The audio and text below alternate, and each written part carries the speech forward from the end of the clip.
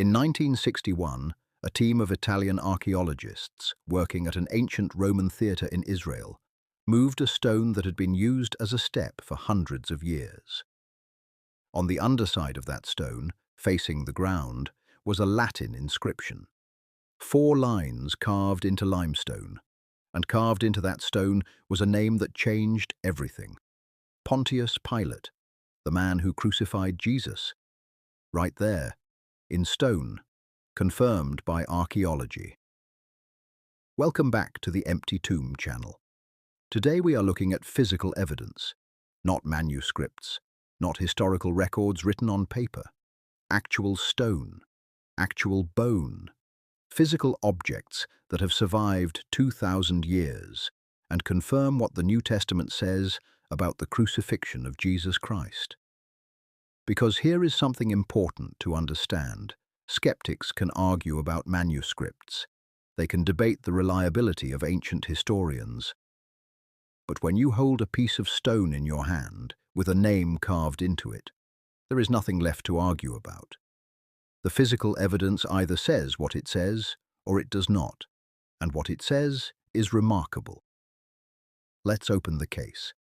Exhibit A, June 1961. Caesarea Maritima, an ancient Roman city on the coast of Israel. Italian archaeologist Antonio Frova and his team are excavating a Roman theatre. They move a large limestone block that had been reused as a building material. On its face, a Latin inscription. Partially damaged but readable. The inscription reads, "To the divine Augusti, this Tiberium, Pontius Pilate, Prefect of Judea, has dedicated." The name, Pontius Pilate. His title, Prefect of Judea, carved into limestone in the 1st century AD. In exactly the region where the Bible places him. For years before this discovery, skeptics had argued that Pontius Pilate might be a fictional character, that no Roman records confirmed his existence outside of the Bible. In one moment, one stone turned upside down, that argument was permanently destroyed. Pontius Pilate was real. He held exactly the title the Bible gives him, Prefect of Judea. He operated in exactly the region the Bible places him. Everything the New Testament says about Pilate was confirmed by a stone that had been used as a step for centuries. Exhibit B, 1968, Jerusalem. Construction workers digging in a northern Jerusalem neighborhood accidentally break into an ancient Jewish tomb. Inside, they find several stone ossuaries, bone boxes used to store the remains of the dead after burial. Archaeologist Vasilios Tsaferis is called in to examine the find. Inside one of the ossuaries, an inscription identifies the remains as belonging to a man named Yohanan ben Hagalgol. And when the bones are examined, something extraordinary is found. A large iron nail, still embedded in the heel bone, driven sideways through both heels simultaneously. The nail had hit a knot in the wood of the cross and bent, which is why it was never removed. And around the nail, wood fragments from an olive wood cross. This was the first physical archaeological evidence of Roman crucifixion ever discovered. And it confirmed every detail of the biblical accounts.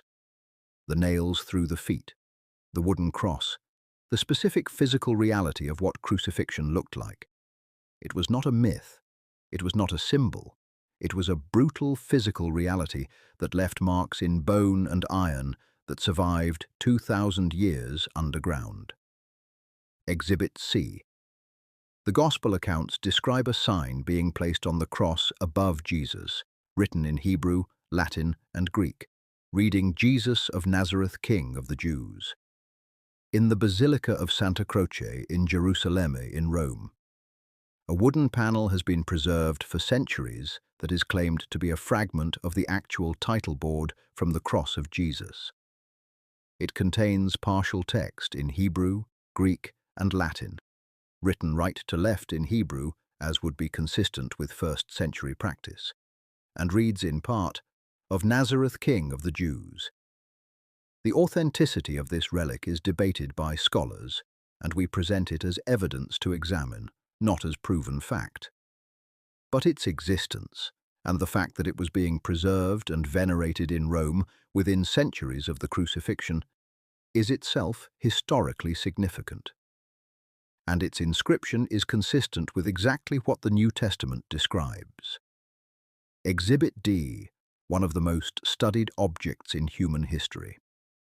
A 14-foot linen cloth bearing the faint image of a crucified man, kept in Turin, Italy, examined by scientists from around the world. And no one, in over a century of scientific investigation, has been able to explain how the image got there. In 1978, a team of 40 scientists spent 5 days conducting extensive scientific tests on the shroud. Their conclusion: the image was not painted. It was not a dye or pigment. It was not a photograph. They could not identify how it was made. The image appears to have been formed by some kind of energy interacting with the cloth at a molecular level. The man in the image shows wounds consistent in every detail with Roman crucifixion. Wounds in the wrists, not the palms as most medieval art depicted. Wounds in the feet. A wound in the side consistent with a spear. Marks consistent with a crown of thorns. And marks on the back consistent with Roman flogging. Every single detail matches the gospel accounts of the crucifixion of Jesus. The debate over the shroud's authenticity continues. But the image itself, and its inexplicable nature, remains one of the most remarkable physical mysteries ever investigated by science. So let's bring this back to the jury. 4 pieces of physical evidence: stone, bone, wood, linen. Each one pointing to the same conclusion. The crucifixion of Jesus Christ was a real historical event. The man who ordered it was real. The method used was real. The physical reality of what happened was brutal and documented. The people who say the crucifixion never happened have to explain a limestone inscription found in Israel with Pilate's name on it. They have to explain an iron nail bent in a heel bone with cross wood still attached. They have to explain a cloth with wounds that match the gospel accounts in precise detail, and an image that no scientist in over a century has been able to reproduce or explain. The crucifixion happened. The physical evidence proves it. And if the crucifixion happened, then the question of what happened 3 days later becomes the most important question in human history. And we have already answered that. The tomb was empty, and no one, not the Romans, not the Jewish leaders, not anyone in 2,000 years, has ever been able to explain where the body went. Subscribe to the Empty Tomb channel. Follow the evidence.